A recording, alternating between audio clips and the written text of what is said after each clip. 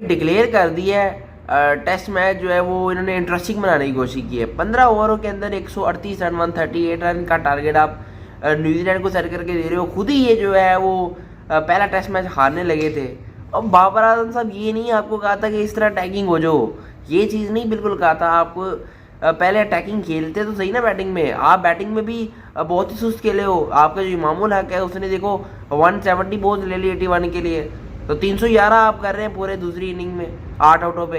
तो आपने क्या जीतना है, आप 138 दे रहे हो। खुद ही वो बैड लाइट का सहारा हो गया। अगर बैड लाइट ना होती कराची के अंदर आप पहला टेस्ट हार गए थे, उसका रिस्पॉन्सिबल कौन होना था? आजम जो है वो 138 दे के 15 ओवर में, वो भी बैड लाइट।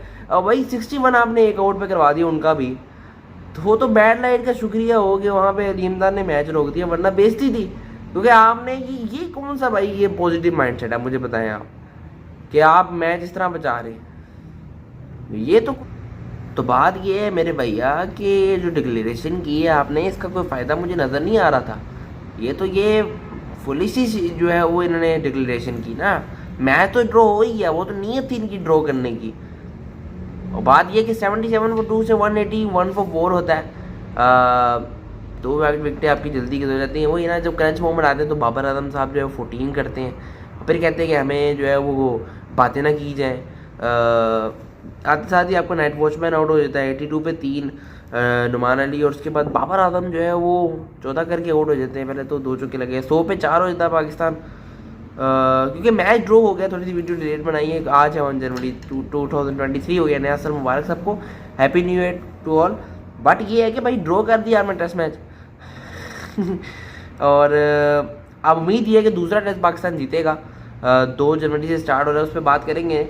लेकिन बात ये मेरे भाई है कि अब 181 पे 4 ये पार्टनरशिप अच्छी हुई थी यहाँ पे, इमाम और उसकी मामूल हक और सरफराज अहमद की।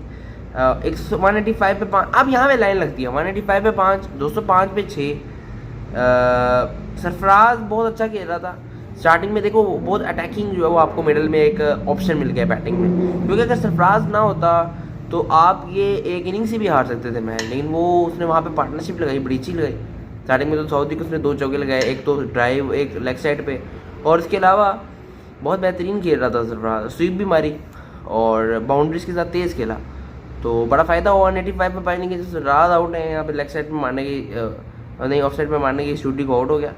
और उसके बाद आगा सलमान को तो समझ ही नहीं ना, इस शूटी की बॉल गूगली थी, टिप करने के आउट हो गया बोल्ड। सलमान साहब ने बड़ा डिसअपॉइंट की। मामूल आ गया 96, 206 बोले थे पहले आप ले रहे हो। ड्रॉ का आपका माइंड ही तो था। अब आपका बाबर आजम जो है वो 138 दे के 15 ओवर में, वो भी बैड लाइट।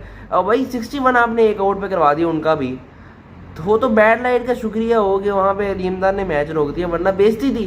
क्योंकि आपने ये कौन सा भाई ये पॉजिटिव माइंडसेट है, मुझे बताएं आप, कि आप मैच इस तरह बचा रहे। ये तो कोई बात नहीं हुई ना।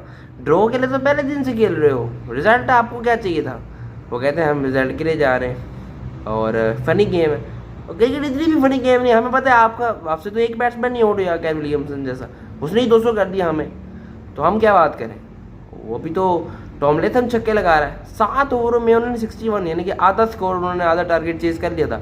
और अगर उनको 7 ओवर मिल जाते तो न्यूजीलैंड तो ले गया था कराची टेस्ट पहला, लेकिन वो तो बैड लाइट आ गई तो मैच बच गया। वरना बैटिंग ने तो डिसअपॉइंट किया ही है। अब देखो आप अपनी दूसरी इनिंग में 311 इज नॉट गुड 8 आउटों पे।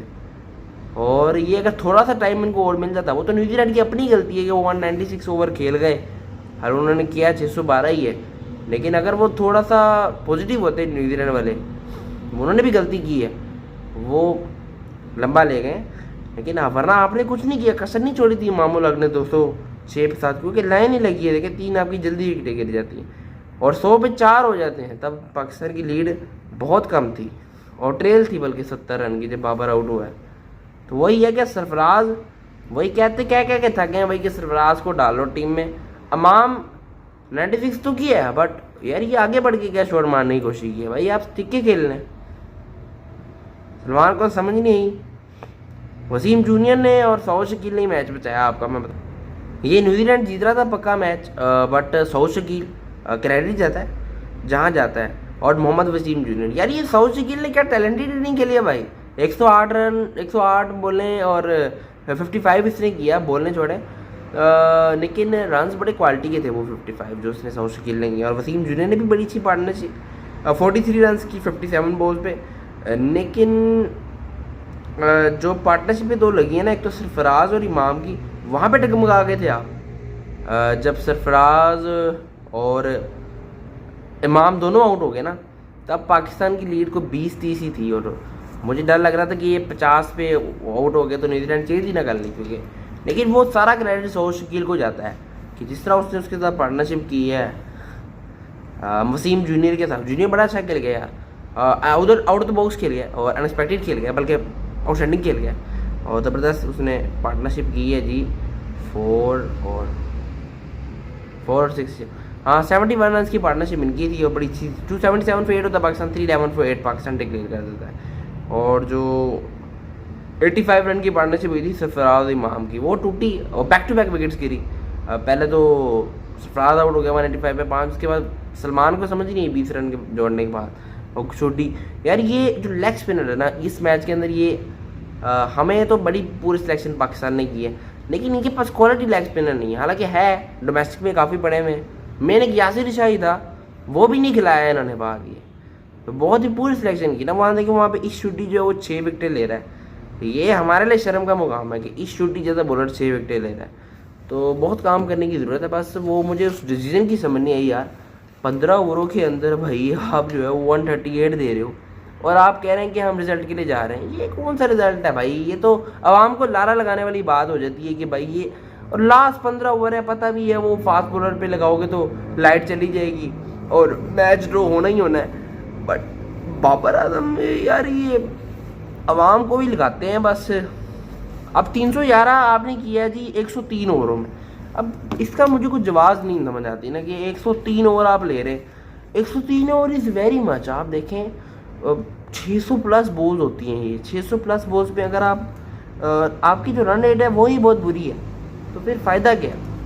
पहले तो अप्रोच की बात है ना सारी की सारी। पहली इनिंग में भी देख लो 130 ओवर ले रहे हो, तो कहने का मकसद मेरा भाई ये है 780 बॉलें बहुत होती हैं, आप तो 1300 बॉल ले रहे हैं तो रन देखो कितने कर रहे हो। जब विकेट ही इतनी जो है वो बैटिंग के लिए ईजी हो तो फिर, और उनकी बॉलिंग में भी 3-3 स्पिनर हो, ये नहीं है कि वो जो है वो कुछ ज़्यादा उनकी बॉलिंग अटैक है, वो उनके भी 3 स्पिनर ही थे, एजाज पटेल, ब्रेसवेल और शुडी, बट वही नहीं खेले गए। शुडी ने दूसरी इनिंग में भी 6 आउट कर दिए, 86 रन दे गए।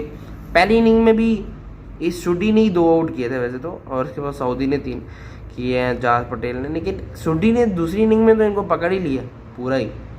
लेथम देखो 35 कर रहा है 24 बॉल्स पे, कॉनवे ने 18-16, वही चेस के लिए जा रहे थे वो, सलाम है।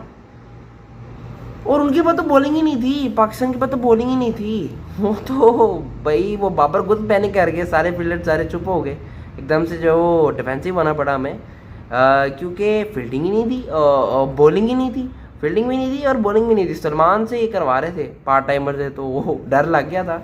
बाबर खुद परेशान हो गए कि वो चेस के लिए जा रहे हैं। उन्होंने देखे उनका माइंड से समझ आ गई थी, वो तो जाते ही चेस के लिए हैं, वो अग्रेसिव हैं बहुत ज़्यादा। तो सब्सक्राइब करें और नोटिफिकेशन घंटी बजाए। इंडिया एंड जो है वो बैड लाइट पाकिस्तान को बचा गई है, मैं यही कहूँगा। इस टेस्ट मैच के अंदर रहा तो कुछ नहीं था, कसर नहीं छोड़ी थी इन्होंने हारने की। और आउट ऑफ द बॉक्स ये एक वो उन्होंने कहा कि 10 विकेटें हम लेंगे 138 रन पे और 15 ओवरों में, लेकिन वो एक फनी गेम है ये, लेकिन इतनी भी नहीं है कि वो 15 ओवर में आउट हो जाएंगे। और आप जबकि आपके पास बॉलिंग ही नहीं है, एक बॉलर से आप खेल रहे हो, एक तो नुमान अली है, अबरार है और वसीम जूनियर बीर हमजा है, तो वो तो बहुत ही नामुमकिन थी। पाकिस्तान की जीत तो थी नहीं इसमें, या तो न्यूजीलैंड जीत सकता था और या आप आउट ऑफ द बॉक्स। वैसे भी है ड्रॉ ही हो रहा था जब सऊद और वो बैटिंग कर रहे थे वसीम जूनियर, बट ये नहीं होता भाई। थोड़ा सा अग्रेसिव खेल के फिर टारगेट अगर आप देते 250-300 का, वो एक अलग चीज़ रहती है, बट आपने खेला ही स्लो है, वो पहले ही आपको मैच ड्रॉ कर लग रहा था। ये तो एक लारा लगाने वाली चीज़ है कि 15 ओवरों में 138 दिया है और उसमें 10 विकेटें लेंगे, ये तो कभी भी नहीं होना था, क्योंकि उनके पास लेथम, विलियमसन, वो आउट करने वाले बॉलर लेके आओगे, सिलेक्शन ठीक करोगे, फिर ही कुछ होगा। अभी तो आपका ये रिजल्ट है कि 4 मैच आप हारे हो बाबर आजम की कैप्टनसी में, 3 इंग्लैंड से वाइट वॉश जो हुए हैं, 1 ऑस्ट्रेलिया से लाहौर के अंदर, और 3 ड्रॉ हुए हैं मैचेस। एक तो न्यूजीलैंड के साथ ये हो गया उसके बाद 2 ऑस्ट्रेलिया से आपने ड्रॉ करवाए थे, एक पिंडी में और एक कराची टेस्ट बड़ी मुश्किल से जो है वो ड्रॉ हुआ था। वो भी ड्रॉ करके हम बहुत खुश होते थे, हमारे लिए ड्रॉ ही वो उन्होंने जीत बनाई हुई, ये जाते ही ड्रॉ के लिए है। ये मैच स्टार्ट होने से पहले ही कह दिया करेंगे पाकिस्तान ने ड्रॉ करना है टेस्ट मैच। तो ये बहुत ही पूरा अप्रोच है। मुझे तो ये बहुत पूर्ण रहा ये 2022 का साल, अगर पाकिस्तान की क्रिकेट के बारे में बात करें। लेकिन ये बात करते रहेंगे, बिल्कुल ये बात करना लाजमी है। पिछली वीडियो में बहुत सपोर्ट कर रहे हैं आप लोग, उम्मीद ये करता हूँ कि इस वीडियो में बहुत सपोर्ट करेंगे। बिल्कुल जी, सब्सक्राइब करें, नोटिफिकेशन की घंटी बजाए जी। 2023 में आते रहेंगे आपके साथ, बिल्कुल मज़ा आ रहा है, आते रहेंगे। सब्सक्राइब।